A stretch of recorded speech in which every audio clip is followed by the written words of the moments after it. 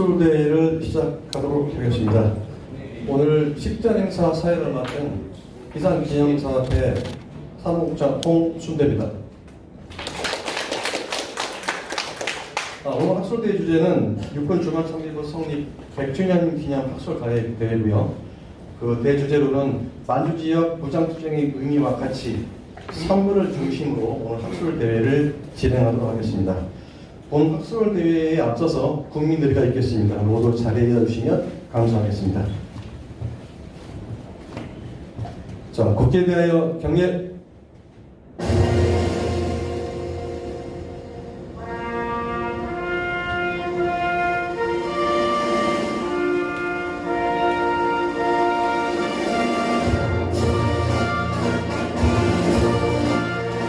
나는 자랑스러운 태극기 앞에 자유롭고 정의로운 대한민국의 무궁한 영광을 위하여 충성을 다할 것을 굳게 다짐합니다.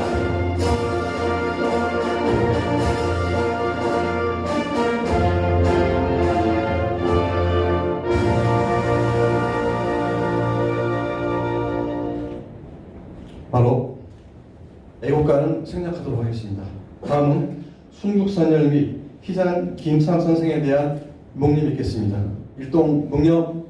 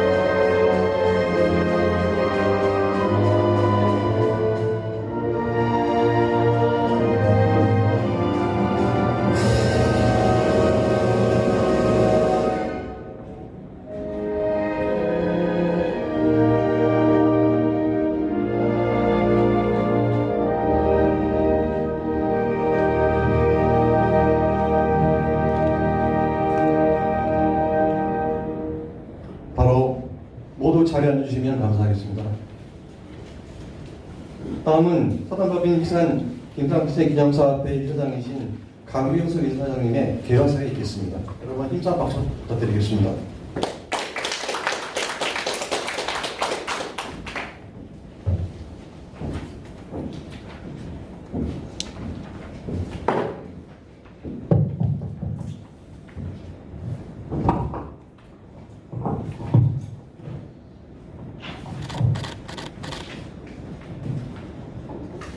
예, 안녕하십니까. 사실 이 자리에 서게 된 인사 말씀을 드릴 때 인사말을 이렇게 혼자 하게 되면 길어질 것 같아서 제가 그냥 거기 써놓은 대로 그대로 읽겠습니다. 2024년 올해는 대한민국 임시정부 육군주 참의부 즉 약칭 참의부가 성립된 지 100주년을 맞이하는 해입니다. 잘 아시다시피 참의부는 1920년대 중후반 압록강 대안의 남만주 지역을 근거지로 활동한 무장 독립운동 단체입니다. 그리고 비슷한 시기 만주 지역 서간도와 북간도 지역에는 참의부 외에 정의부, 신민부 등 통칭 만주 상부라는 준정부 형태의 무장단체가 대일 무장항쟁을 전개하였습니다. 우리 희산 김승학 선생님 기념사업회에서는 참의부 성립 100주년을 맞아 참의부, 정의부, 신민부 등이 전개한 무장 독립투쟁사를 연구 고찰하고자 합니다.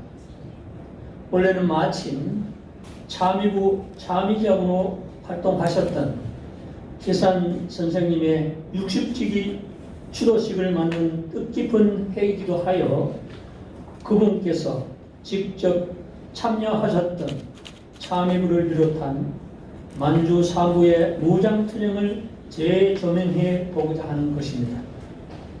사실 기산 선생님의 독립운동 실체에 대해서 일반인들은 물론 관련 전문 연구자분들도 깊이 관심을 가지신 분들은 사실 적습니다.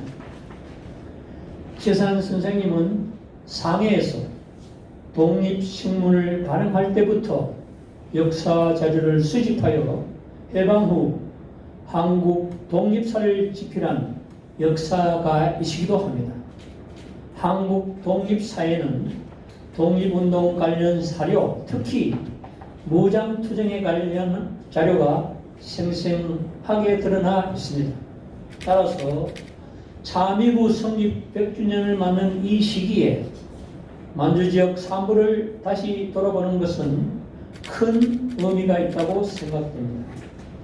앞으로 이러한 학술회의를 통하여 한국 독립운동사를 재정리하는 초석으로 삼고 특히 무장투쟁사의 핵심이 되는 만주 사부의 실체 규명을 통해 독립운동사의 정체성을 더욱 공고히 하는 데 일조하리라 확신합니다.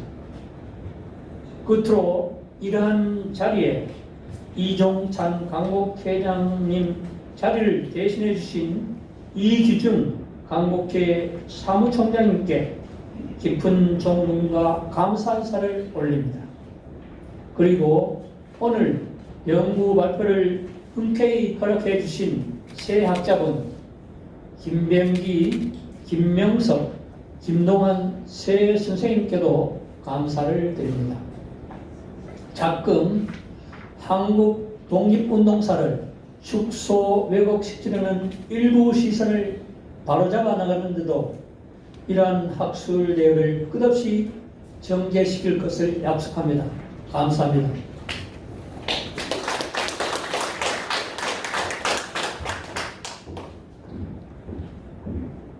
다음은 광복회 이종찬 회장님을 대신해서 광복회 이규종 사무총장님께서 대도록 하시겠습니다. 여러분 힘찬 박수 부탁드리겠습니다.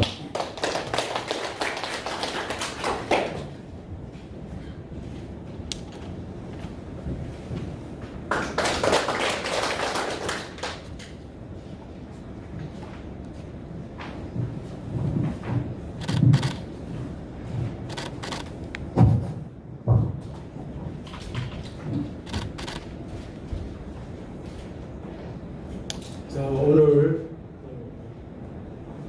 이종찬 광복회장께서 다른 일정 관계로 참석하지 못한 점 많은 이해를 바랍니다.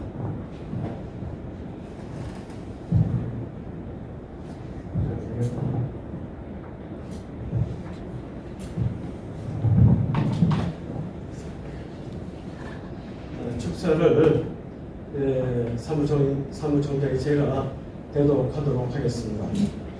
축사, 오늘 어려운 여건 속에서도 올해 참의부 100주년을 기념하여 만주 지역 무장투쟁의 의미와 가치를 주제로 학술 대회를 주최해 주신 시산 진성화 선생 기념사업회에 진심으로 감사를 드립니다.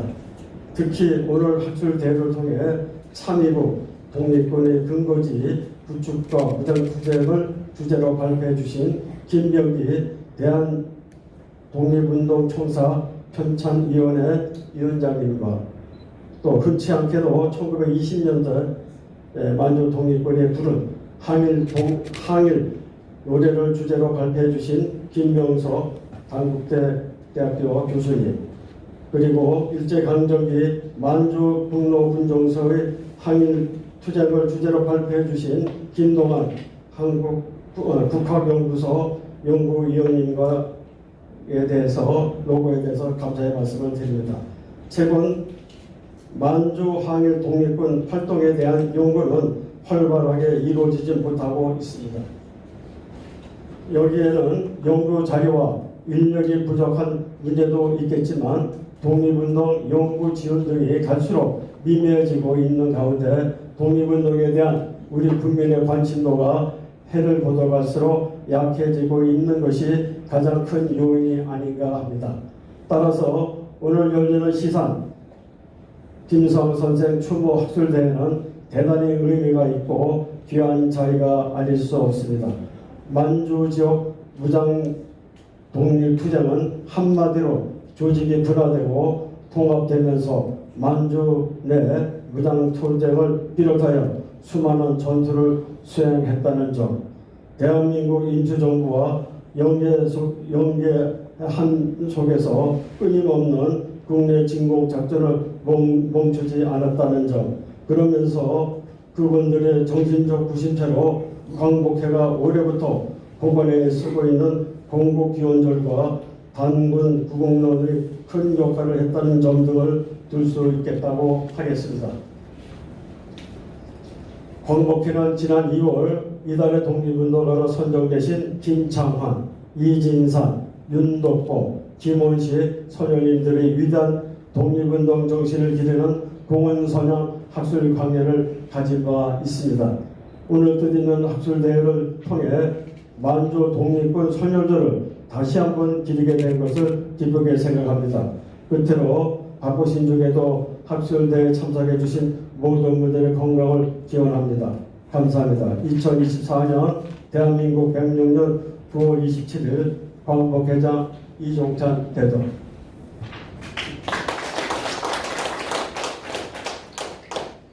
가운데도 육군 주한 참의부 성립 100주년 기념 학술대회에 이렇게 참석해 주신 여러분께 진심으로 감사를 드립니다.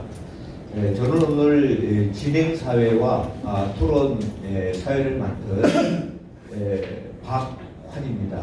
예, 굉장히 인사드리겠습니다.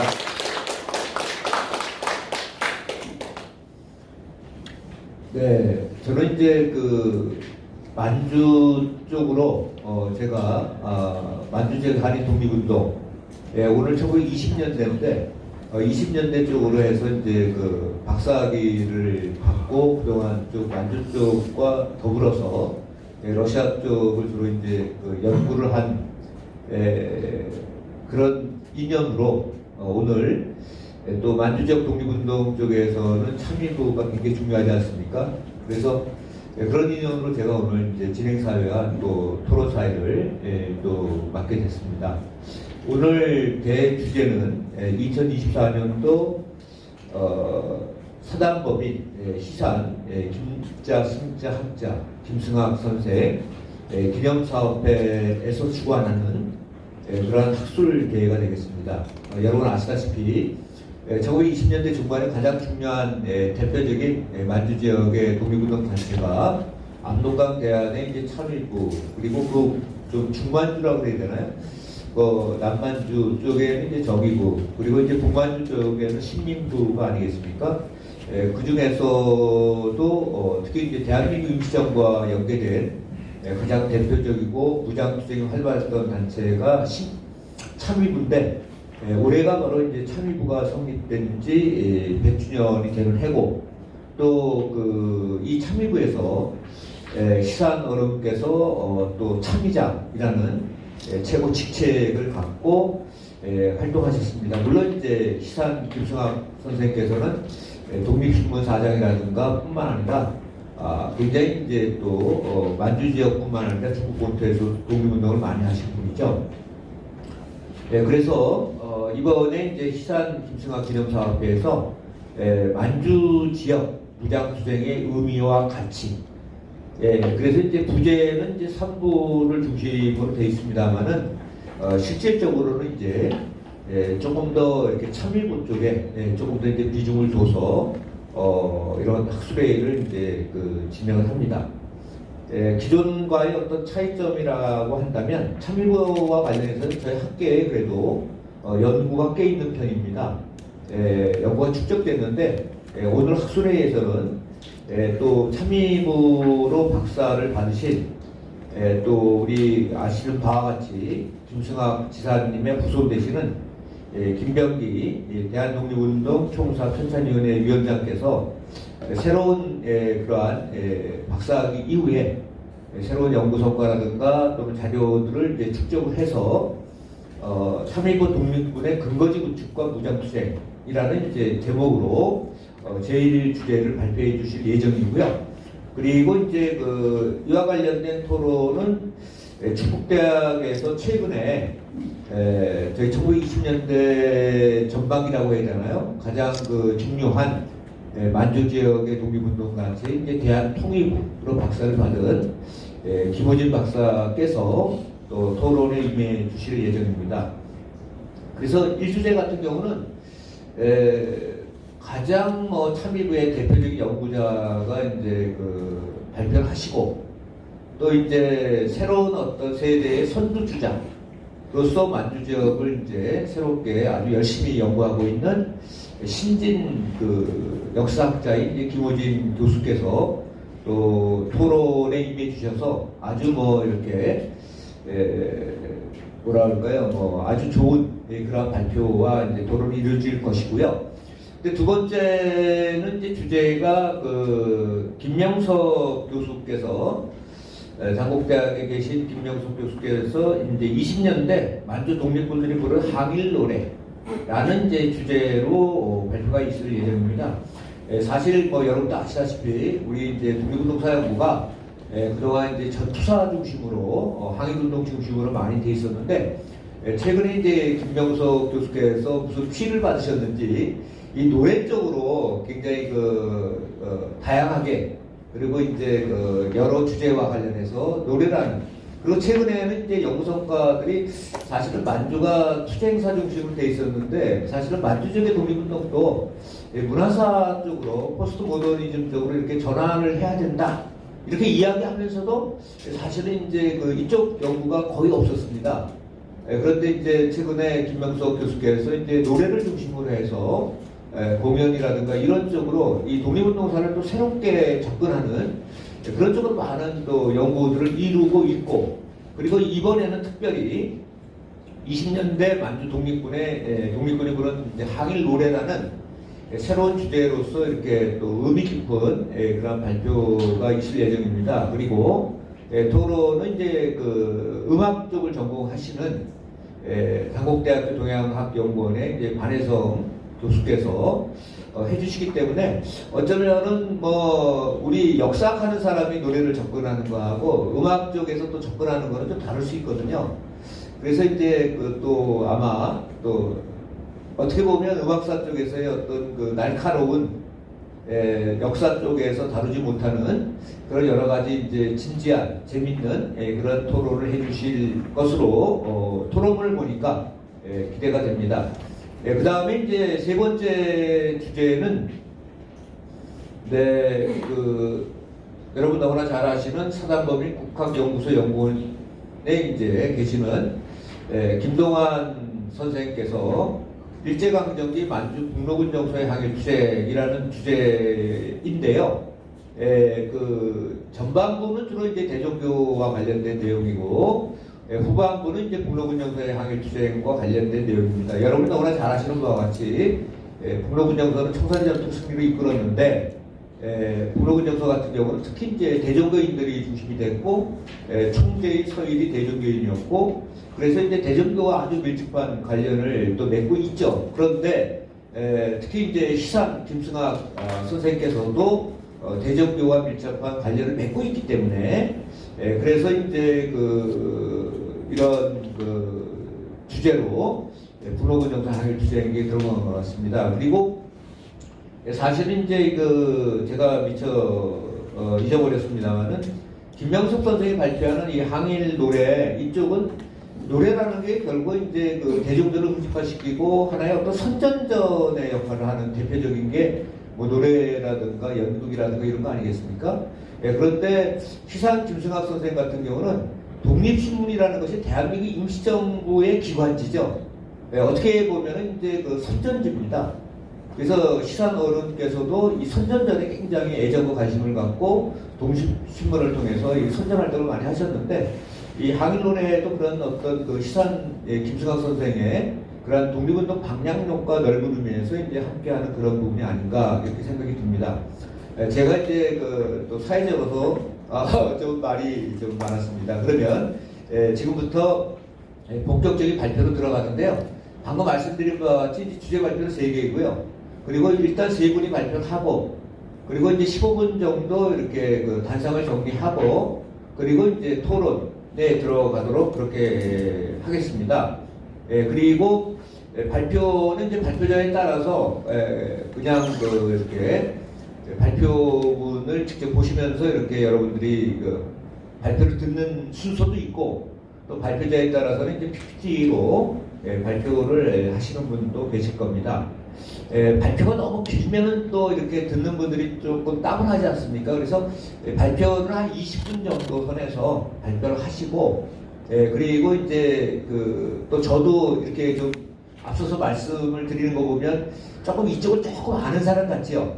그렇죠? 그러니까 이제 토론 때 오히려 조금 또 이렇게 형식적인 토론이 아니라 진지하게 조금 쥐어박는 그런 토론을 통해서, 그리고 또 플로어에 있는 또 여러분들도 직접 참석할 수 있는, 참여할 수 있는 그런 쪽으로 해서 발표는 가능하면 좀 짧게, 토론은 조금 가능하면 길게 하면서도 지금 플로어에 계시는 여러분도 동참할 수 있는 기회를 토론 자장으로서 제가 그렇게 진행할 수 있도록 노력을 해보겠습니다. 그러면 첫 번째 주제 발표는 김병기 대한독립운동 총무사 편찬위원회 위원장이신 김병기 선생님 박사께서 3.29 독립군의 근거지 구축과 무장투쟁이라는 주제로 발표가 있으시겠습니다.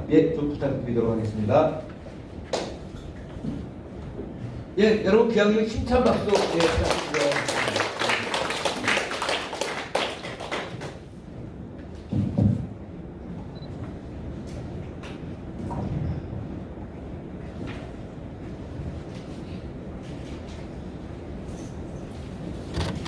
여러분 반갑습니다. 소개받은 김정입니다.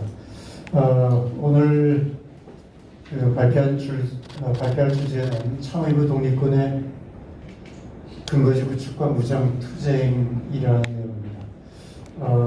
박화 교수님께서 말씀드렸지만 3.29에 대한 많은 자료들이 있는데, 우리가 독립운동하게 되면 흔히 청산리 전투다, 봉오동 전투다 하는 대규모 전투들만 이제 많이 이야기를 하고 있는데, 사실은 그것은 그 두 가지적으로 상당히 특수한 경우였고, 대부분 독립운동은 게릴라전의 형식을 띄울 수밖에 없었죠. 왜냐하면 저희가 나라를 빼앗기고서 위국 땅에서 일제와 싸울 때 거의 그 당시에 세계 최강의 군대를 가지고 있었던 일제와 정면적으로 싸운다는 것은 거의 불가능했죠.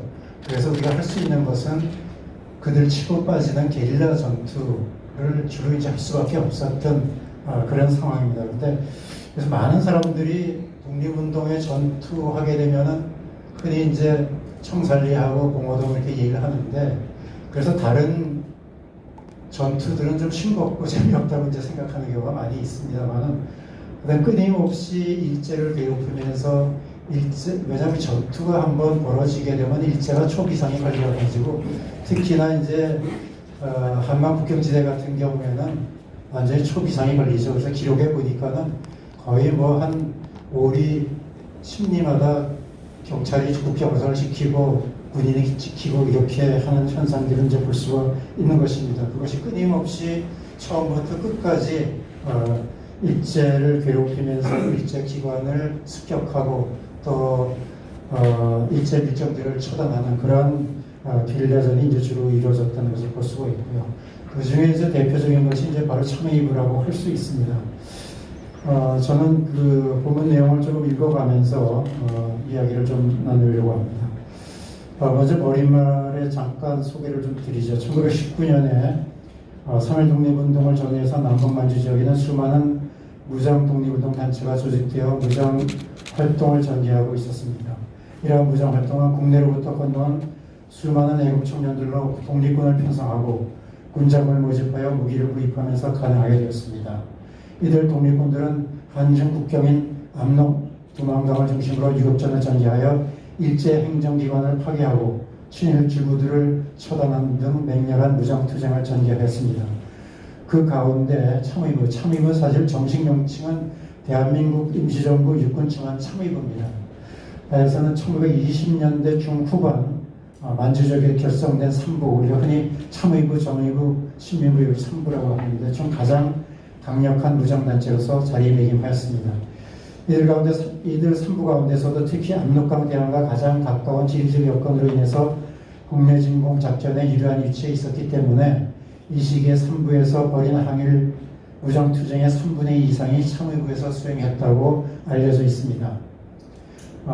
그러던 것이 이제 1925년 6월이 되면은 중국과 일본 사이에 소위 미스야 협정이라는 것이 체결됩니다.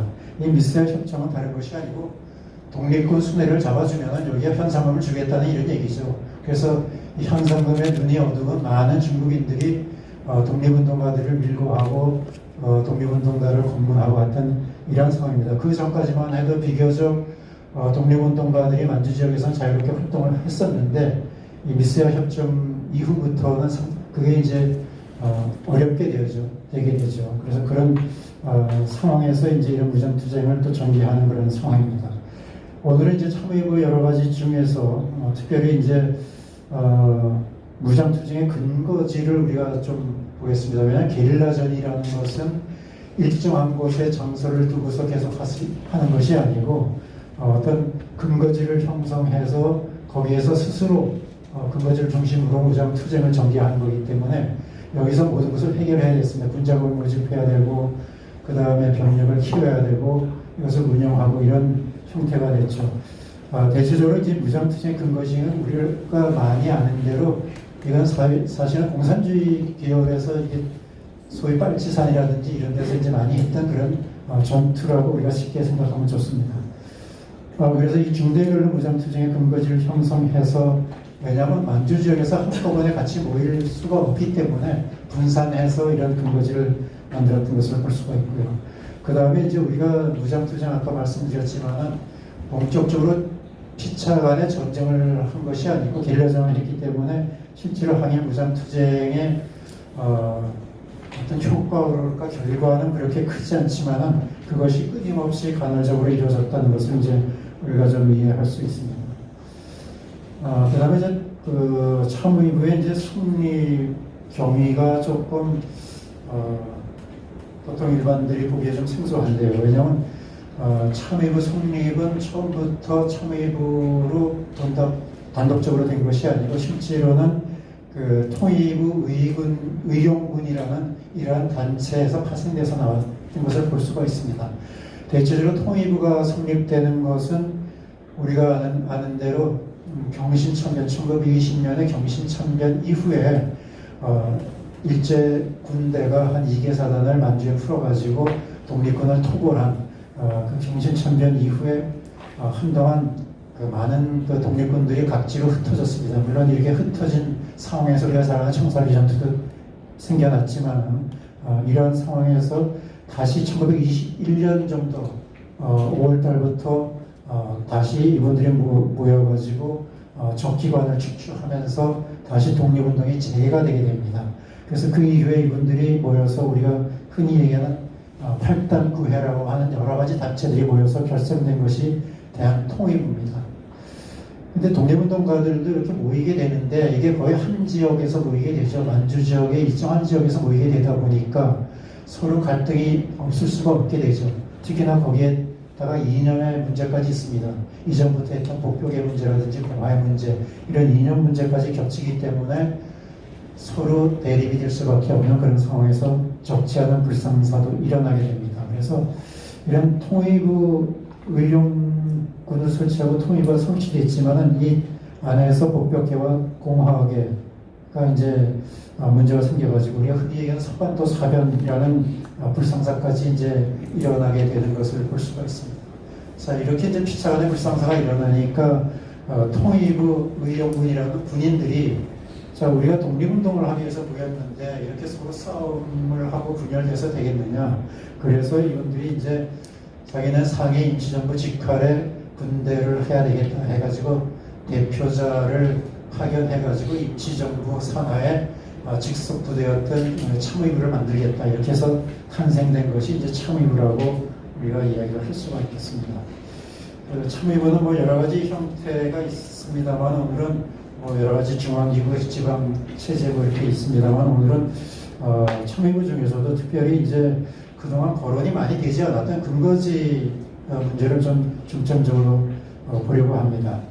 참의부는 대체로 1924년 아직까지 정확한 얘기는 없습니다. 5월이라는 설도 있고 대체적으로 6월 26일이라고 또 못 박아서 얘기하는 분도 있습니다만 대체적으로 1924년 5월 내지 6월경에 이제 설립되었는데요. 참의부는 그 시기에 따라서 한 네 가지, 그러니까 시기 구분이 뭐 2가지로 하는 경우, 4가지로 하는 경우가 있는데 대체적으로 참의부의 참의장이 4기로 바뀝니다. 그래서 대개 참의장을 중심으로 해서 이제 얘기가 많이 되고 있습니다. 그래서 참의부 4개 참의장 중에서 첫째 2분은 대체적으로 무장투쟁기, 그 다음에 뒤에 2분은 자치주의 시기 이렇게 이제 구분을 하기도 합니다. 그래서 이런 시기가 있는 가운데서 이제 독립군 편성 체제를 저희가 좀 살펴보려고 합니다.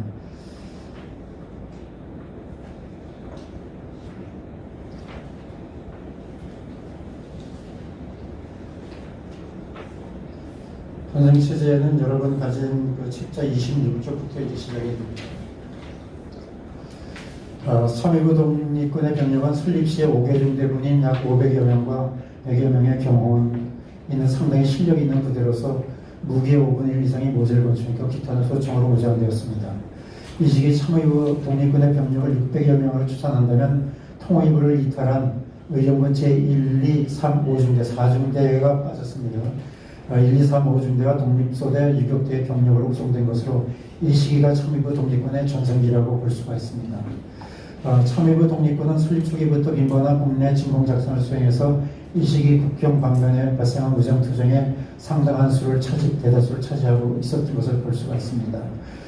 그렇지만 이제 고마령 참범을 거치고 그 이후에 이제 설상가상으로 미세화 협정을 거친 이후에 참의부 독립군의 행동이 제한되면서 재정적인 후원의 결집으로 참의부는 부득이 정병주의 간병책을 펼 수밖에 없었죠. 즉 군대를 축소를 해가지고 정병주의를 이제 나눌 수밖에 없었던 그런 상황. 대신에 이제 경호대라든지 제한군인단으로 그 빈틈을 메꾸는 그런 형식을 할 수밖에 없었던 것이죠. 특히나 고마령 전투의 참변에서 전사한 최석순 참의장 이후로는 강군 정책을 쓰게 된 것을 볼 수가 있습니다. 그래서 여러분 책자 28쪽 맨 위에 보면 그 군대 각 중대 군인이 한 30여 명으로 이제 제한이 됩니다. 그리고 대체적으로 이 월급제를 또 실시한 것을 볼 수가 있습니다. 사실 독립군들이 이 월급제를 실시하거나 이런 것이 사실 없었는데 이런 걸 고정하게 되고요. 그 다음에 이제 각 지역의 주민들에게 이제 1년에 소양 20원을 1년에 2차례 나눠가지고 군자금을 징수하게 되는 것을 볼 수가 있고요. 또 하나는 겨울에 국내에 왜냐하면 겨울에 두만강이나 압록강이 얼기 때문에 이 먹은 것을 기여를 해가지고 이제 국내를 침투해 들어가는 것입니다. 반면에 이제 여름철에는 이 군인들을 갖다 풀어서 감동과에 풀어서 이분들이 농사일을 돕게 하는 그런 것을 이제 볼 수가 있는 것이죠.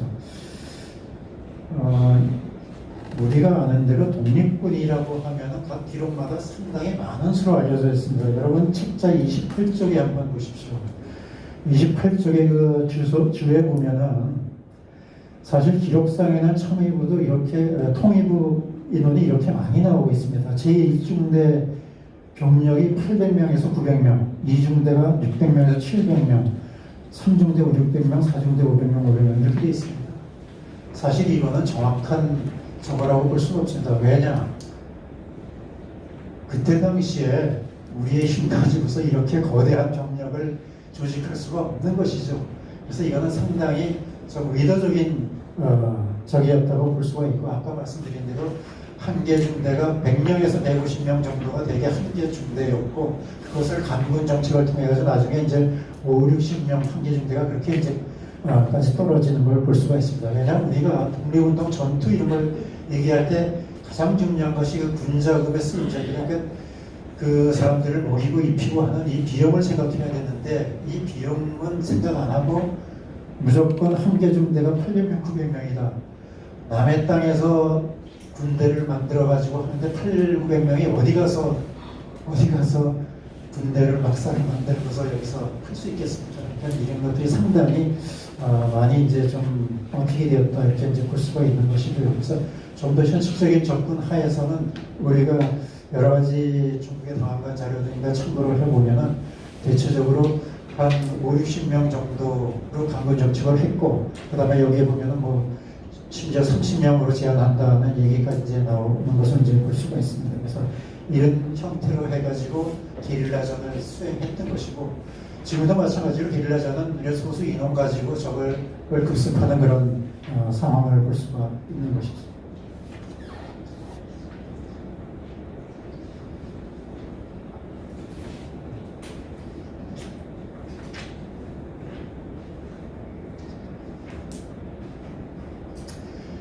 그 다음에 33쪽의 독립군의 근거지 구축 문제를 좀 보겠습니다. 근거지 구축 문제를 보면은 거기에 각 병력이 여러 군데로 분산되어 있는 것이죠.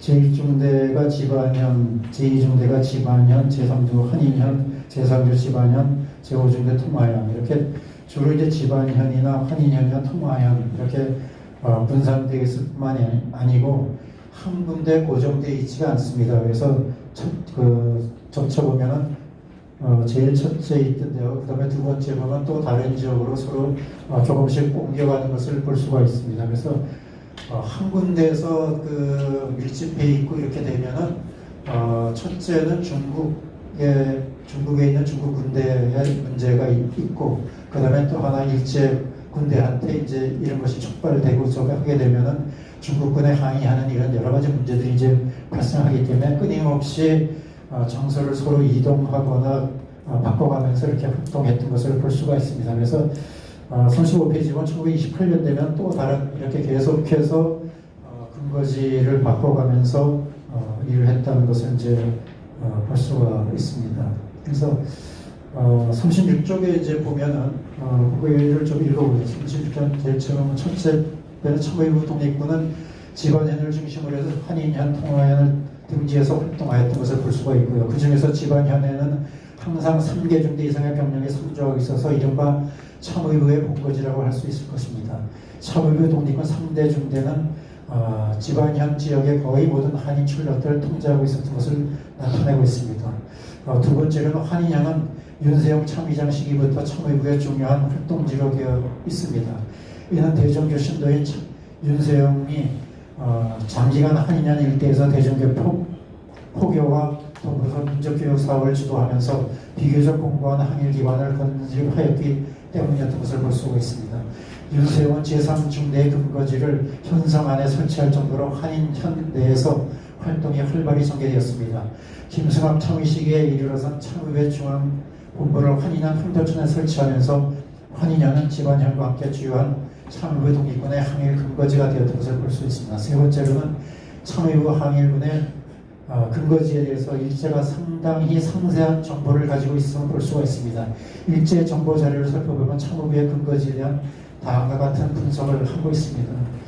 여기 보면은 아주 세밀하게 근거지에 대해서 이미 다 확보를 하고 있죠. 그렇지만 뭐 일제가 마음대로 만주 지역을 들어갈 수가 없는 지역이기 때문에, 그래서 이곳을 통해 가지고 계속 중국군에게 이런 정보를 보내면서 독립군을 제재할 것을 이제 요청을 하고 있는 것을 볼 수가 있습니다.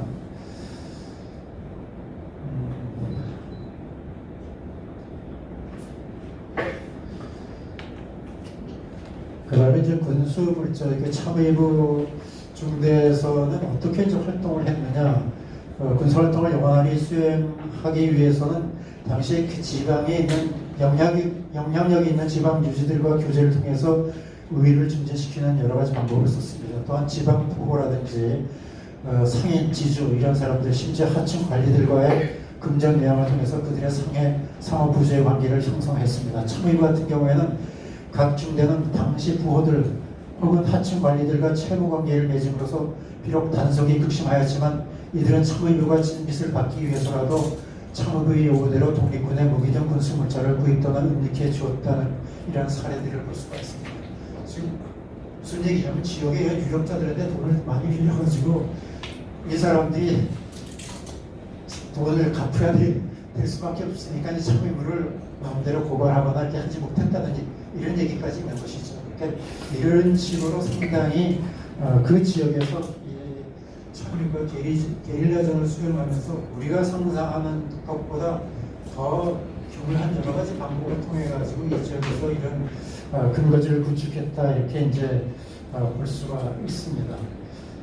참의부는 이런 활동들을 하면서 또 여러 가지 이제 활동을 하는데 그 중에서 이제 보면은 참의부 독립군도 이제 군대 정병 강군의 필요성을 이제 느끼면서 군자금 해결이 어려웠기 때문에 수많은 병력을 확보할 수 없었던 것이 이제 또 하나의 정병 강군의 또 하나의 방법이었던 것을 볼 수가 있습니다.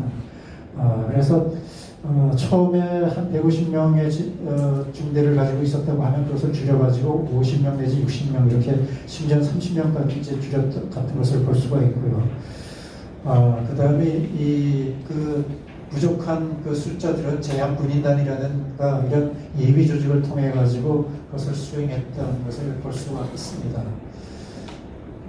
정병 강군 정책을 통해 가지고 점차 어떤 형식으로 되냐 하면은 처음에 이제 무장투쟁 중심으로 이제 활동을 하다가 점차 이제 그 자치주의 노선, 이미 정의부나 이런 데서는 처음부터 자치주의 노선을 확고하게 세우고 있었습니다만 참의부에서는 처음부터 무장투쟁 중심으로 하다가 점차 이제 자치주의 노선으로 전환할 수밖에 없었죠. 왜냐하면 그 안에서 무장활동하는 것이 더 이상 어려워지고 아까 얘기한 대로 그런 여러 가지 제재가 있었기 때문에 무장활동이 점차 어려워진 그런 상황도 있었던 것이고 또 하나는 사실 무장투쟁을 통해 가지고 일찍 이런 게 일제와의 싸움이 종식될 줄 알았는데 이게 장기전으로 지나가면서 결국은 그런 자치 노선으로 전환할 수밖에 없었다는 것을 볼 수가 있습니다. 그 다음에 그 장기화가 점차 되니까는 그 다음에 이제 교민들의 생활 양태를 바라보지 않을 수가 없었죠. 왜냐하면 교민들을 통해서 군인을 뽑아야 되고 교민들을 통해 가지고 군자금을 받아야 되기 때문에 교민들의 경제생활, 사회경제생활을 항상 염두에 둘 수밖에 없습니다. 그래서 참의위의 항일 역량을 증대시키기 위해서는 계속적으로 교민들의 사회경제생활도 같이 신경을 써야 됐던 것을 볼 수가 있습니다. 그 다음에 그 정병 강군 정책은 독립군의 전투력과 기동성을 제고해서 이후에 국내 진입 작전과 친일주의 수청의 승기를 불러넣었던 것을 볼 수가 있습니다.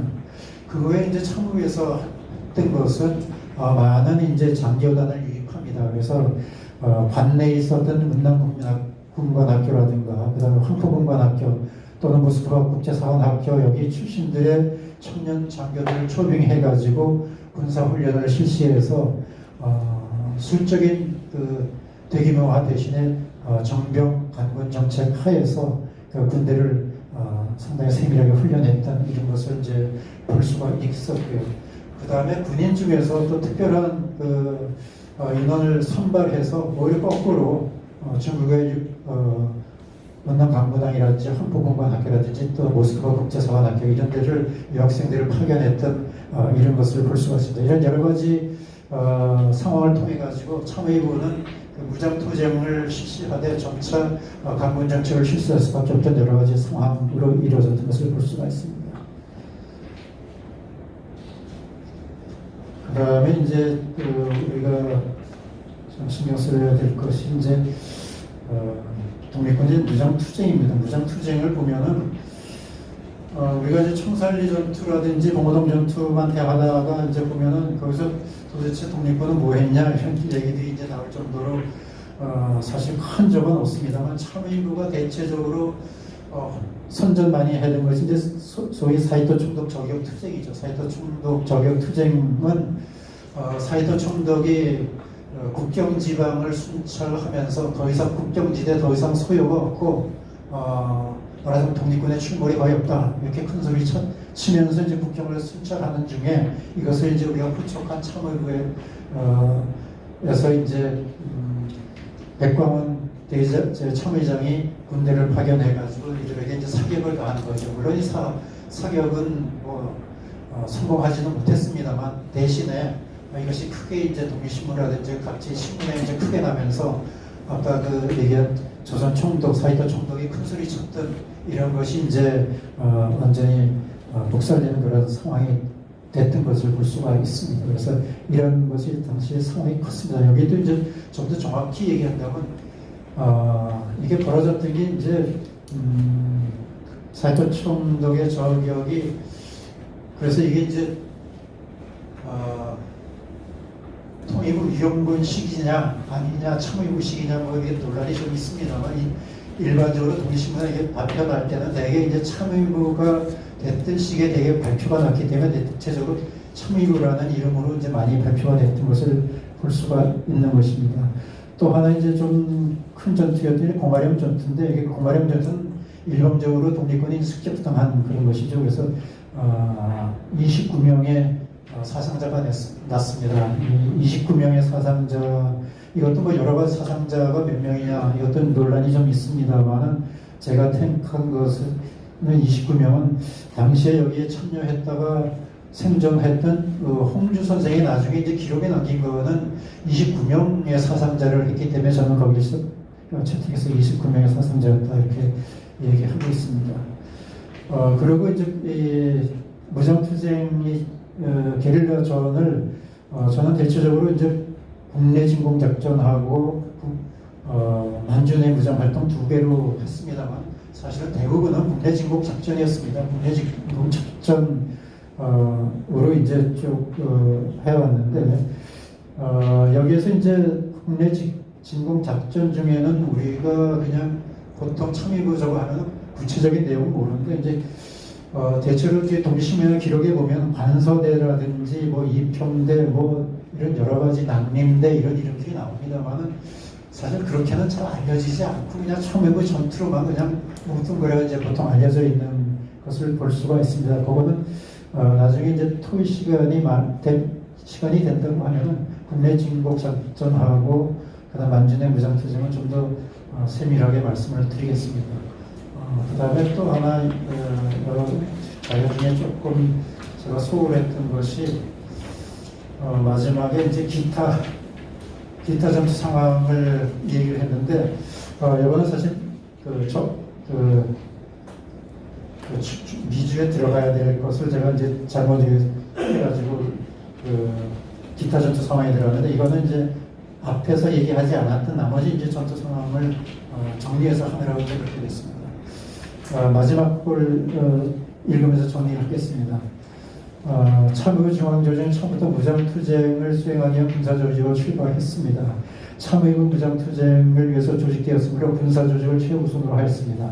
참의부 독립운동의 부대 편제는 5개 중대를 중심으로 조직되었고 참의부는 설립 초기부터 빈번한 국내 진공 작전을 벌여서 이 시기에 압록강 도망강 국경지대에서 발발했던 대일 전투의 3분의 2를 참의부가 수행한 것입니다. 참의부가 벌인 대일 함정의 방법은 유격전의 형식으로 전개되었습니다. 타국의 땅에서 또한 강대한 일본 정비군과 정면 대결을 할 수가 없으므로 취해진 전투 방식이라 할 수 있습니다. 이러한 유격전을 통해서 참의부의 독립군은 일제 식민 통치를 결혼하고 민중의 하늘 의식을 공모하며 세계에 우리의 독립 의지를 전달한 것입니다. 후반기에는 무장투쟁뿐만 아니라 교민 자체도 힘써서 참의부 관할 지역의 교민들에게 의무금을 징수하여 군비에 충당하고 지방행정위원회의 경화대를 중심으로 교민의 치안을 담당하였습니다. 이들은 곳곳에 학교를 설립하거나 중국인 학교 내에 한인과를 구설하여 교민 자녀들의 교육에 힘썼으며 병원을 세우는 등 교민의 복지 증진에도 노력했습니다. 또한 부족한 군비를 충당하기 위해서 정미소 약방 등을 운영하고 교민들의 실업을 장려하기도 하였습니다. 이상으로 참의부 독립군의 근거지 구축과 무장투쟁에 대해서 발표를 마치겠습니다. 감사합니다. 네, 감사합니다.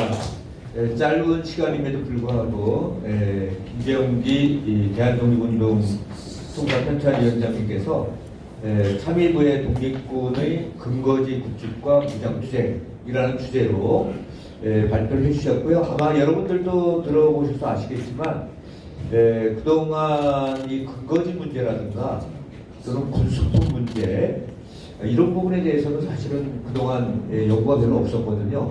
그런데 이번에 그 김병기 선생님께서 특히 이제 이런 부분에 대해서도 좀 많이 말씀해 주셨고요. 또 앞으로 김병기 선생님 나가시는데 죄송합니다. 이런 근거지와 관련해서는 이제 그 지도에 이렇게 좀 표시도 해주시면 압록강을 그려놓고 그러면은 이제 또 이렇게 프로에 계신 분들도 그 좀 보다 입체적으로 도움이 많이 되지 않을까. 아무래도 이제 저희는 이제 집안 통화, 환인 그러면은 저희 머릿속에는 이제 다 들어가 있는데 프로에 계신 분들은 좀 그러실 것 같아서 제가 좀 말씀을 드렸고요. 그리고 이제 이 참의부는 사실은 그동안 연구가 많이 됐음에도 불구하고 아직도 이렇게 또 우리 김병기 선생님의 그 발표를 들어보면 연구를 해야 될 주제가 굉장히 많고 또 저 자신도 굉장히 또 여러 가지 궁금한 점이 많아서 아주 흥미진진하게 재미있게 들었습니다. 발표 감사합니다. 그리고 이제 그 두 번째 발표가 되겠는데요. 두 번째 발표는 이제 그 김명섭 교수께서 발표하신데 김명섭 선생님은 사실은 이제 여러분 아시는 바와 같이 그 제1조선인 아나키즘 운동사 일본 지역에서의 그 아나키즘에 대해서 많은 연구를 남기셨고 또 좋은 책도 내셨고 특히 최근에는 이제 그 평택 사람으로서 아나키스트인 그 원십창에 대한 연구도 또 많이 하셨어요. 뿐만 아니라 최근에는 이제 아까 말씀드린 것처럼 이 노래와 관련된 이런 부분에 대해서 이제 많은 관심을 갖고 지금 하고 계십니다. 발표 제목은 참의부가 1920년대였잖아요. 마찬가지로 20년대 그 만주 독립군들이 부른 항일 노래라는 제목으로 발표해 주시겠습니다. 발표 시간은 한 25분 하여튼 좀 부탁드리도록 하겠습니다. 감사합니다.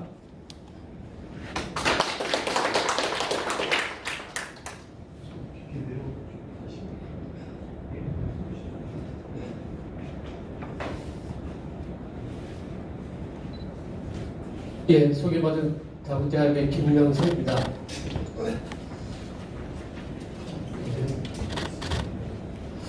원래 저기 여기 만주 전공자들이 몇 분 계셔가지고 참 부담스럽긴 한데 원래 김동환 선생님이나 박환 교수님이나 이런 분들이 이제 먼저 이렇게 만주 독립군들을 이렇게 얘기하시고 그 다음에 저는 좀 더 약간 긴장을 풀기 위해서 이렇게 순서를 바꿨으면 했는데 첫 번째로 하게 됐는데 오면서도 생각했지만 김성학 선생을 생각하고 만주 독립군들을 생각하면은 정말로 그 풍찬노숙이라는 단어가 금방 떠오르고 정말로 진짜 그 우리 오늘 있기까지 그리고 우리가 독립군이라고 하는 표현을 쓸 수 있었던 것은 바로 이분들이 많이 독립군이 있었기 때문에 가능했던 것이고 그분들이 있는다면은 잃어버린다면은 마치 그 당시 우리가 일본 사람이 되는 것을 당연하게 여기는 장관이 지금 나오는 것처럼 그럴 것이다.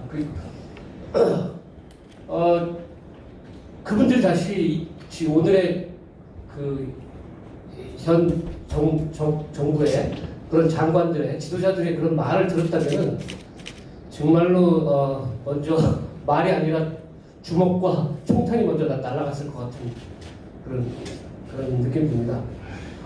그래서 우리 광복 회장님이 말씀하신 것처럼 피어슨 독립투쟁사를 감히 몇 마디 혀로 이렇게 바꾼다는 것은 정말로 부끄러운 일이고 있어서는 안 되는 일이라고 생각되고 바로 이분들의 만주 독립군들의 그런 피어슨 무장투쟁사가 없다면은 이것은 그 오늘의 대한민국을 제대로 지키지 못하는 것이다.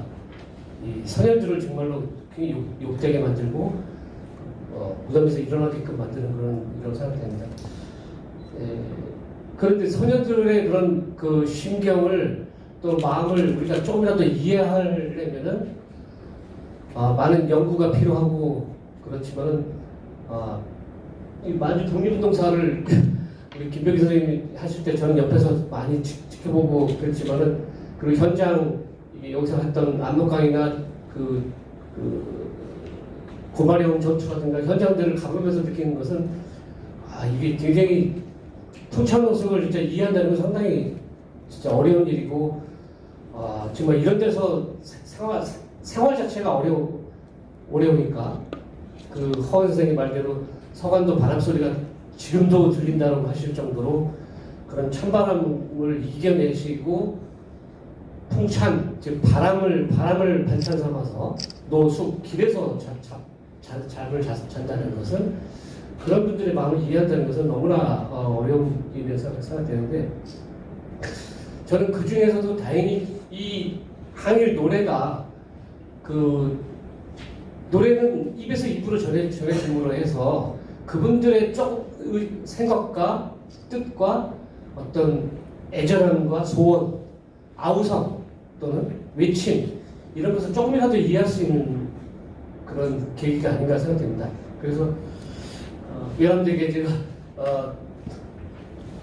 그 단국대학에서 다행히 항일 노래를 그 연구하는 과제가 생겨서 제가 거기에 참여하게 되면서 외도 아닌 외도를 하면서 공부를 좀 하게 됐습니다.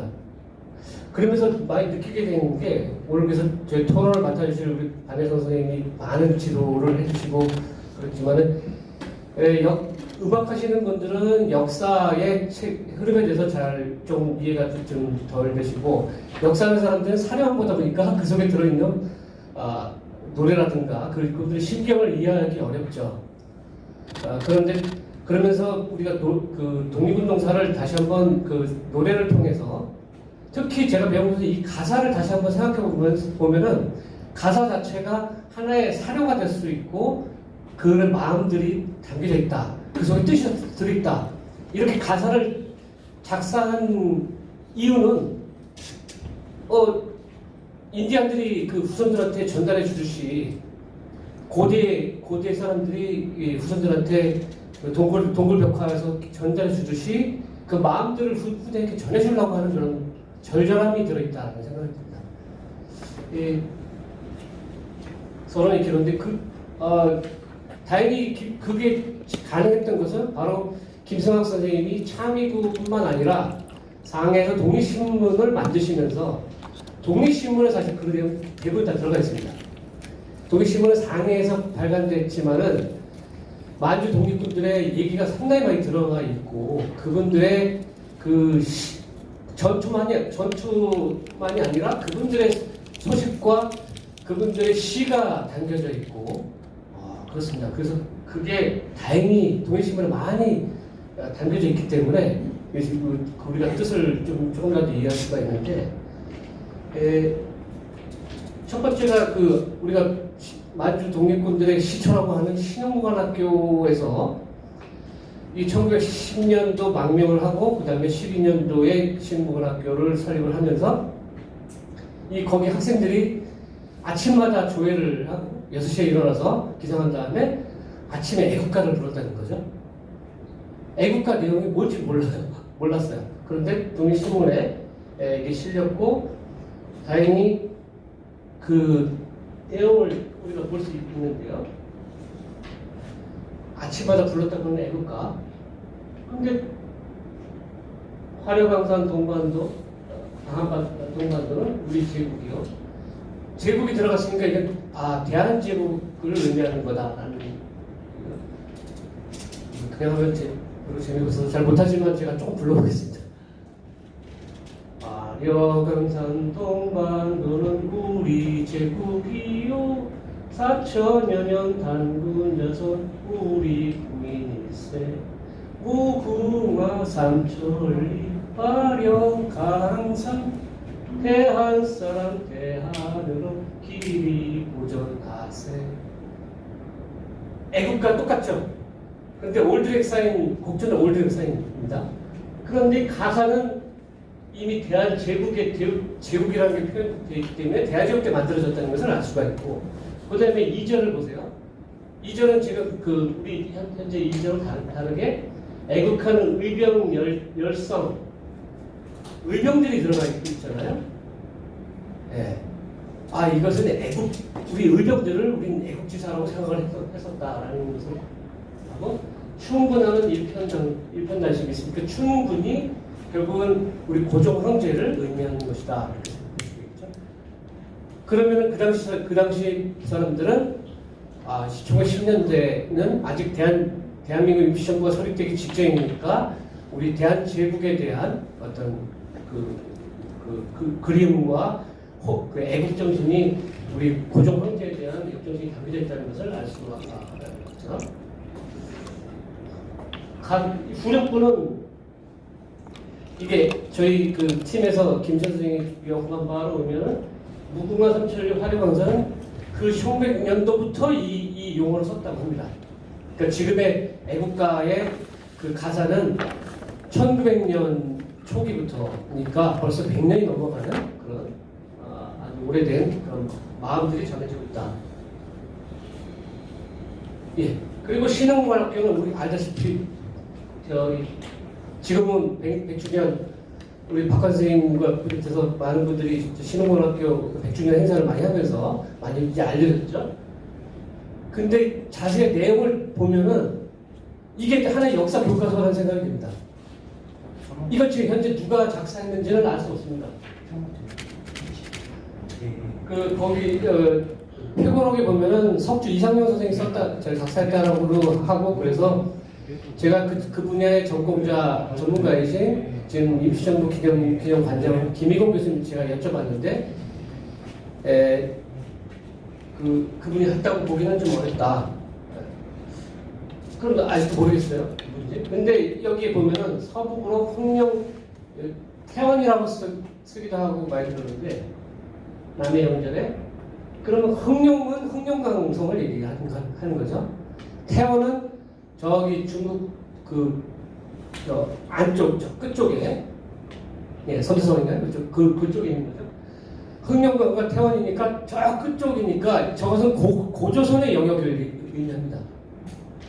그래서 남의 영절, 남쪽에 있는 영절이니까 우리 지금의 한반도를 의미하는 것이고, 서북으로 신흥문학교가 있는 서북쪽이 바로 흥룡강과 그 태원이 있는 곳이기 때문에 우리 고조선의 영역을 전체를 뜻하는 것이고, 여러 헌원자는 중국 민족을 얘기하는 것이고, 만주 지역의 다양한 민족들을 얘기해요. 동해선 이제 어린 것을 품에다 품고 전명의 주인 기린이가 누구냐? 우리 배달나가게 우리 조상들이라. 그리고 이게 하나의 역사책이죠. 그 다음에 장백산 및 비단 같은 말리나무는 반만년의 피로 지킨 옛집이었는데, 우리가 5,000년의 역사를 갖고 있다는 것을 이 노래로 알려주고 있죠. 남의 자식 놀이터로 내어 맡기고 종선을 받는 게 누구냐? 일본군한테 빼앗겨서 지금 종살이를 하고 있는 것이 우리 민족 아니냐? 이렇게 우리를 뒤통수 깨우치고 있죠. 그 다음에 이게 과거고 이게 현재고, 3절은 저부터의 미래를 얘기하고 있는 것 같아요. 칼춤추고 말을 달려 몸을 단련시키고 새로운 지식을 쌓고 높은 인격을 길러서 썩어지는 우리 민족이 이끌어지 누구냐? 새 나라 세월리가 누구냐? 대한민국 새로 세월을 쌓으면 누구냐? 우리 배달나라에 우리 조상들이라 그래 가슴 끌리겨 잘잘 걸치며 돈다. 크라잉넛이 이들을 불렀어요. 이제는 젊은이들이 이게 다 부를 줄 압니다. 이게 하나 역사 교과서라는 거죠. 100년 된 역사 교과서고, 노래로서 이 조상들의 우리는 5,000년 역사를 갖고 있고, 우리 만주가 다 우리 땅이었어. 고조선 고구려와 발해가 있던 땅이야. 여기에서 종선을 받지 말고 새로운 나라를 만들어서 우리가 거기에 주인이 되자. 이런 하나의 엄청난 그 역사 교과서를 노래로 만든 분은 정말로 대단한 작사 작곡자다. 이 원곡은 사실은 미국의 조지아 행진곡에서 나온 것이죠. 그런데 이것을 가사를 바꾼 사람이 누군가 여태까지 알려주지는 않고 있습니다. 밝혀지지 않았는데 제 개인적인 생각에서는 용인 출신의 여준 선생이 아닐까 이렇게 생각합니다. 왜냐하면 여준 선생이 오산학교 교가를 만드신 바가 있고 또한 신흥국어학교에서 1913년부터 제일 오랫동안 5년 동안 그 신흥국어학교 교장 선생을 하셨습니다. 그러면서 매일 신문학교 학생들이 훈련을 받을 때, 군사를 받을 때 6시에 일어나서 제일 먼저 아침에 이 훈련하는 사람들을 지켜보고 같이 그 추운 겨울에도 같이 훈련을 지켜보고 노래도 했다고 합니다. 아무튼 그런 마음들이 이 신흥고등학교를 만들고 지켰던 것이 아닌가. 그 다음에 이 졸업생들이 만든 노래가 있습니다. 이 신흥학단가 이것도 여기 신흥학교 저 이회영 선생님의 그 후손인 그 이종걸 의원이 좋아하는 노래라고 하면서 한번 불러드리는데 조상이 세우신 옛나라 어디 내뇨 중요한 무리야 그네 끝까지 지으랴. 조상이 세우신 나라가 옛나라가 바로 이곳이 아닌가. 사천 총광 빛나서는 배달 내가라 자유의 낙원을 지을 자 우리가 아닌가. 바로 우리 자신이다. 저는 2절에서 너무 감동적이었습니다. 종서름 받으며 실 목숨 이어가는 이 천만 생명의 인생길 인도할 일이뇨. 굳은 마음 참된 정성 힘을 다하여 썩어진 민족의 새 영광 나타내어라. 죄송합니다. 못하는 노래를 자꾸 해서. 근데 이것이 바로 이분들이 우리 후손들한테 전해주고자 했던 진정한 말이 아닌가. 제일 만주 독립군뿐만 아니라 많은 분들이 우리 제일 싫어했던 말이 바로 망국노라고 하는 표현이었죠. 망국노. 나라를 망친 노예들. 이것은 정말 이갈리는 그런 표현이었다는데 종서를 받았다라고 하는 표현을 자주 씁니다. 이를 뿌리고 이준과 안중근 얘기도 나오죠. 이게 역사책이죠.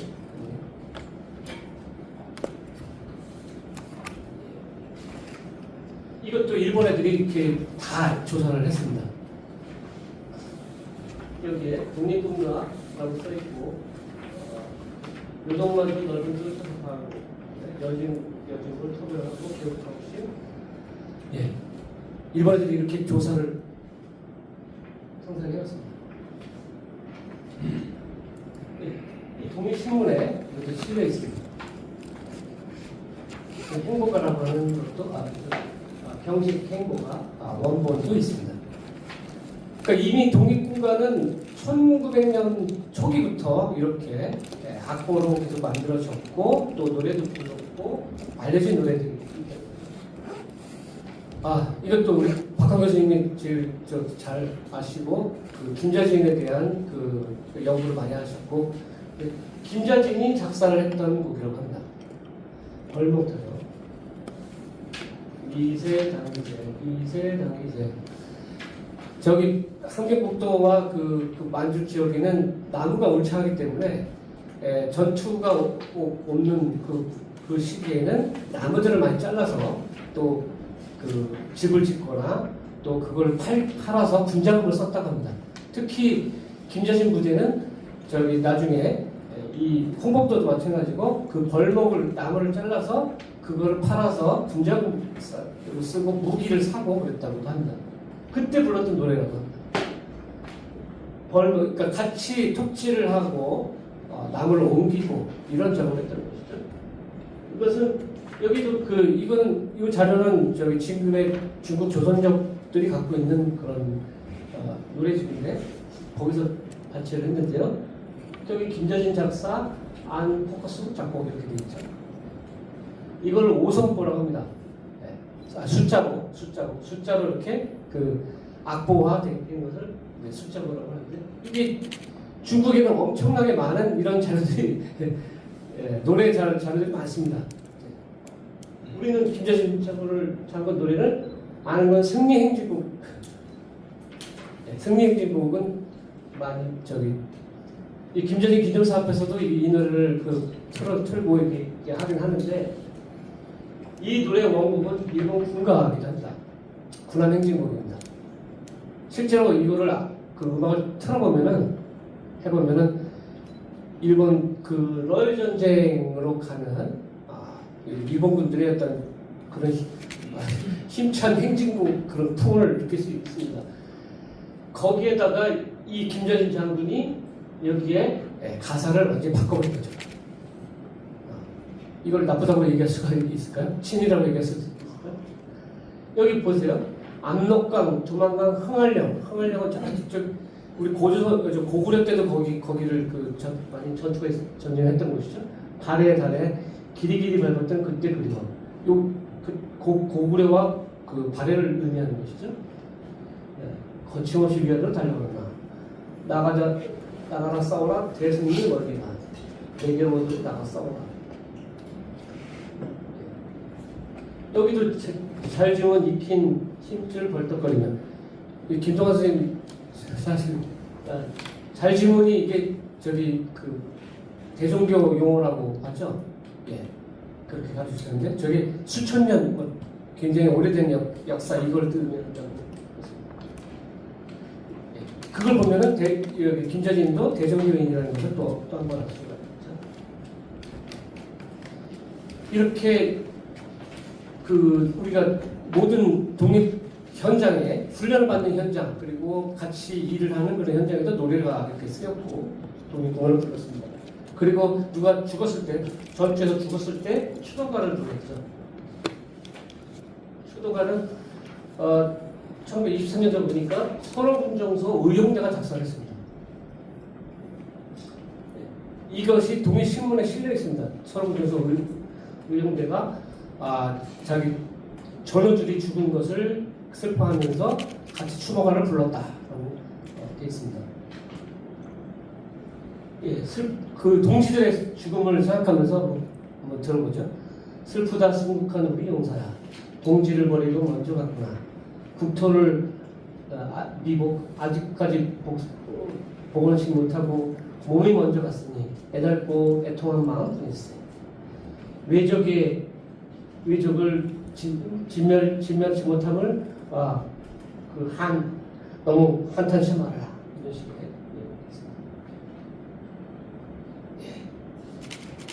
그리고 또 하나 추도가가 있는데요. 이거는 1923년도 12월 5일자인데 23년도 9월 1일 날 관동 대학살이 있었죠. 거기 때 6,661명이 그 학살당하고 돌아가셨는데 그분들을 생각하면서 부른 노래라고 합니다. 이게 독립신문 그 당시 김성학 선생에게 여기 조사한 사람들이 편지를 보냈고 거기서 이렇게 모든 나왔고 거기에 이제 추도가가 여기 실려 있습니다. 독사 2호 독사를 만났고 2호 여우와 호랑이를 얘기하는 거죠. 왼수 일본을 얘기하겠죠. 이분 천벌이다. 거기에 참혹한 사이 웬일인가 아프고 분하도다 원수에게 죽은 동포 하나님이 무심하려 갚을 날이 멀지 않다. 이런 마음들이 독립군들 그 당시 우리의 독립군들의 마음이었다는 것을 다시 한번 알 수가 있습니다. 추도가 또 하나 저는 하다 보니까 중국 사람들이 이 노래를 한국말은 몰라도 이 노래를 알더라고요. 가슴 쥐고 나무 밑에 쓰러졌다 혁명군 가슴에 흐르는 피 푸른 풀에 질록해 그래 러시아 민요를 이렇게 스탠카르치인가 그걸 보내서 추도가 이게 중국에서도 상당히 많이 불리고 지금도 기억되고 있는 노래라고 합니다. 예, 제가 조사하고 김성학 선생님과 직접적인 건 아니지만은 그분들이 독립군 활동을 하면서 훈련을 하면서 또 거기서 그 만든 노래, 동지들을 추모하면서 만든 노래들을 한번 소개하고 같이 느껴보는 시간을 갖겠습니다. 예, 발표를 마치겠습니다. 감사합니다. 처음으로 구축한 인물이 누구냐면은 의외로 정몽주입니다. 정몽주 그 사람은 존주자 양의적을 외치지 않습니까? 존주자, 주자를 높이고 모든 가치 반하는 걸 이적으로 보는 겁니다. 그 사람이 그 질서, 성량적 질서를 처음으로 잡는데 우리가 송자대전을 그랬던 우리나라 송시열이라는 사람 있지 않습니까? 조선의 주자. 그 사람은 자기 그래서 어떤 게 있냐면 신도비가 있어요. 포은 정선생 신도비라고 있는데 거기에서 동방 이야기 비조로서 누굴 꼽습니까? 정몽주를 꼽아요. 왜? 주자의 질서를 우리나라에 틀을 잡아놨다는 겁니다. 그러니까 아까 정몽주의 존주자 양의적으로부터 소개해 주신 정도전의 경복대전 국호조에 나오는 내용이에요. 조선을 설계한 인물이 정도전이라고 해도 과언 아니지 않습니까? 그 사람은 왜 조선이 국호가 조선이냐? 거기서 그 사람 분명히 얘기해요. 단군이 있고 기자가 있고 위만이 있는데 단군 위만이 아니고 기자를 내세운 것 주나라 조모왕으로부터 책봉을 받았기 때문에 정통성이 있다는 겁니다. 그래서 정도전은 그 국고조에서 꿈꾸는 조선이 뭐냐면 동주조선이에요. 우리나라의 주나라를 만든다는 겁니다. 그게 정몽주의 꿈입니다. 이 정도전에. 그래서 그것이 쭉 변함없이 흘러오고 여러분 송시열은 존주대일 그냥 하늘처럼 떠받은 사람 아닙니까? 그 사람은 조선의 국왕도 무서워 안 한 사람이에요. 오직 두려워한 게 주자입니다. 주자. 그게 뒤로 와서 아까 신학시대에 우리가 신학의 어떤 대표적인 어떤 개혁 그런 걸 진취 이런 걸 얘기되는 박지원 같은 사람. 박지원이 얘기한 벚꽃창신이라는 것도 마찬가지 아닙니까? 거기 벚꽃, 옛것을 본받는다는 게 옛것이 뭐예요? 그게 성리학적 질서입니다. 그것도 변함없이. 그 이후에 와서 여러분 유정촉사, 이항로 유정촉사, 거기서는 더 나오지 않습니까? 거기에 지키고자 하는 정의라는 게 뭡니까? 성리학적 질서 아닙니까? 동도서기에서의 동도도 마찬가지입니다. 그러니까 그 질서 속에서 단군이라는 것도 그 질서 속에 나오는 거고, 그러니까 다 형식적인 단군 아니겠습니까? 조선 전기부터 조선 후기까지 그냥 혈연적으로서 그냥 그렇게 나타나는 거죠. 그걸 깬 게 바로 뭐냐게 되면 20세기 들어서 국망도전입니다. 국망도전. 아까 말씀드린 것처럼 나라는 망해서나 정신이 있다. 우리가 망한 이유가 뭐겠습니까? 그 성리학적 질서 사실 그게 큰 원인 아닙니까? 노예 시대 그걸 깨뜨릴 수 있는 거. 그렇기 때문에 1, 2에 대해서 이제 소위원님이 그걸 다 하고 2번, 3번에서는 그 배달국 이상향 이게 흥미로운 건 여기 오늘 얘기가 되는 시상 김승학 선생도 짤막하지만은 배달국 이상향 건설 방향이라는 글을 썼어요. 그게 이제 대종교인들의 꿈인데 그게 뭐냐면은 역사 인식에서 나온 겁니다. 대종교인들은 그 백두산 남북마루를 갖다 이상향으로 봐온 거예요. 그리고 대종교에 이제 전해 내려오는 책 가운데 단군교 5대 종지서라는 게 있는데 거기에 보면 단군 시대 때는 수단부를 했다라는 겁니다. 종지 가운데 하나가. 그 삼천단부를 지키기 위해서 싸웠고, 그리고 고구려 시대 때는 완기토, 일부 잃어버린 거를 갖다가 되찾기 위해서 싸웠고, 그게 다물정신 아닙니까? 고구려의 다물정신이 거기서 나오는 거란 말이에요. 그리고 구한 말에는 이게 안보기토로 나와요. 이 어떤 우리 잃어버린 질서를, 땅 질서를 되찾는다. 이걸 갖다 물론 누굽니까? 그 나철 선생은 5대 종지를 당시 정국이 그래서 그런지 바꿉니다. 정구이복으로 바꾸지만은 그 안고기도 이 역사 인식 속에서 등장하는 거예요. 대종교 계열의 학자들, 뭐 김교훈이니 박연식이 신치가 다 그 사람들의 그 공통된 건 뭐냐면 남북조 사관입니다. 북조, 즉 만주 대륙의 역사를 갖다 결코 남의 역사로 보질 않았어요. 그래서 김교훈은 자기 그 상해 임시정부의 교과서로 쓰인 배달력 역사를 교열하는데 그 그 배달 저격소 맨 마지막 부분에 뭐가 나옵니까? 청나라가 망하잖아요. 그러니까 뭐라고 한탄하냐면은 유사일에 5천년 역사에서 남조와 북조가 동시에 망하는 것은 지금이다 이런 한탄을 합니다. 그러니까 그런 인식을 보게 되면 이 양반들의 꿈이 뭐다라는 걸 우리가 볼 수가 있죠. 그리고 그걸 완성하는 것이 이상질서로운 거예요. 그래서 홍합나철이나 이런 분들은 자기가 돌아가시고 나서도 백두산 북쪽에 묻히기를 유언으로 하는 거예요. 그래서 그 사람들 무덤이 만주에 있는 겁니다. 김기훈이나 또 백보 서일이나 이런 사람들 무덤이 거기 있죠. 그리고 마지막 그 네 번째 대한독립선언서 아까 말씀드렸습니다만 중광단이라는 것은 대종교와 뗄 수 없는 그런 어떤 그 사상소를 갖고 있다라는 거. 그리고 1917년에 만주로 김교훈이 넘어가서 그 교의회를 하고 그리고 이 양반이 왕청 덕원리로 넘어가서 누구의 집에 있었냐 하면 백보 서일의 집에 기거했어요.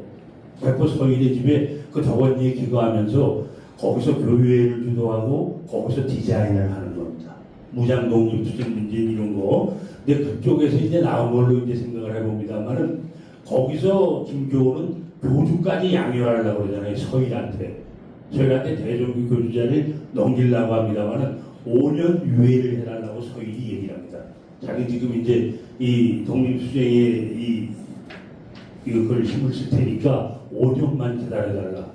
이제 그러면서 사실 그때부터 이루어진 것이 아닌가 이렇게 저는 생각을 하는데 대종교 언론들도 그렇게 얘기를 많이 해요.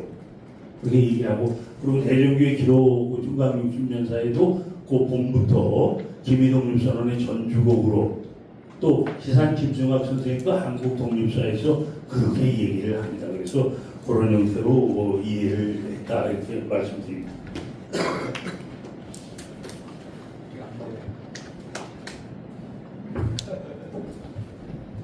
예, 굉장히 그 여러 가지 심도 있는 질문들이었는데 김동완 선생님께서 답변해 주셨고요. 그러면 이제 지정 토론자들의 이야기는 답변과 더불어서 대체적으로 이루어졌습니다. 오늘 일당백으로 또 이렇게 오랜 시간 이 플로어에서 자리를 지켜주신 분들께 진심으로 감사를 드립니다.